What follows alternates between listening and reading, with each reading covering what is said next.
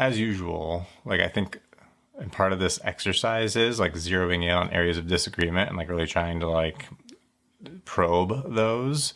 But at the same time, you know, I think that when we really step back and like let the dust settle, I don't think we're as far apart as like the sort of process makes it seem. Like I think there's a lot of validity to what you're saying.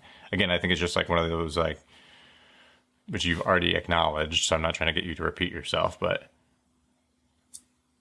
oftentimes I think people use scenarios and like thought processes that in some sliver of, you know, the bell curve, some exceptional set of exceptions, then they're like, well, because I can like articulate a scenario where this would make sense, now I can do that thing, even though I'm not in that scenario.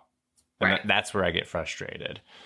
Now, the sort of another thing, and then we can move on, is I do think there's also a self-fulfilling prophecy of like lowering the bar. And I think I think people will rise to a challenge, and I think they'll also lower their aspirations. If your expectations of people are low, they'll be like, oh, I will happily lower my expectations of myself. And if you tell people like, hey, you got to get your life together if you're intending to at some point like start a family, you need to start thinking that way and acting that way and being responsible. Start saving your money. Start like, if you're going to hustle so that you're like more financially secure, then work toward financial security, not hustle so you can blow your money. And like, if you want to settle down, start looking for a suitable spouse and not like just start like looking for people to hook up with at the club, right? Like you can't just say like make a lot of bad choices and then at some point make a 90-degree turn and start making good choices. Like if you're trying to get to a good place, start making good choices now, cultivate the lifestyle that will prepare you to be effective in your actual long-term goal for yourself.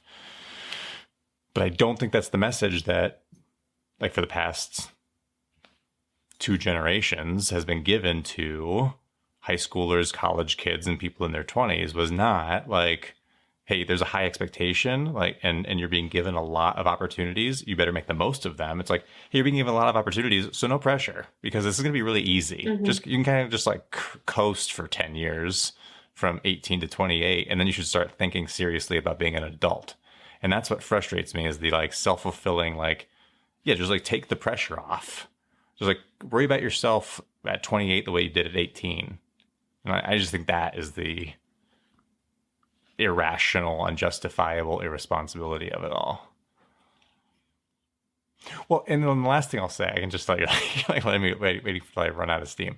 But like, but the last thing I'll say is, I do think there's also like you build a bad habit, even if you're not like making bad choices, even if you're not like really frivolously, I'm not saying like crazy stuff. And I'm not saying everybody who doesn't get married at 23 is like a crazy person. That's not the like, I feel like I'm being set up to like be caricatured in that way.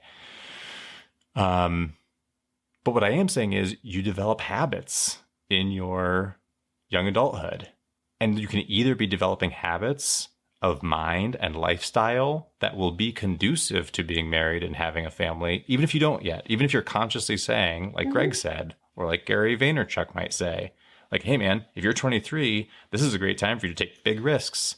Don't like take on responsibilities that are going to constrain you. This is the time to like live in somebody's basement, eat ramen noodles, and like try to start a business. It's going to be a lot harder to do with like an infant, you know? That makes 100% sense.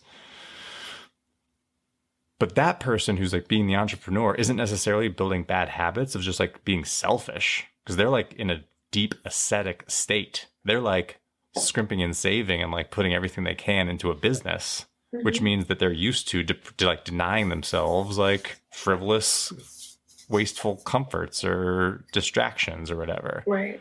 And like that ability to like deny yourself, like to make long-term choices and long-term investments and like forego, you know, a night out 3 nights a week, like, so that entrepreneurial life in a way like sets you up for just like being a foreign service officer, being in the military. Like, there's all these things that we're saying are virtuous and like rational to do in your early mid-20s.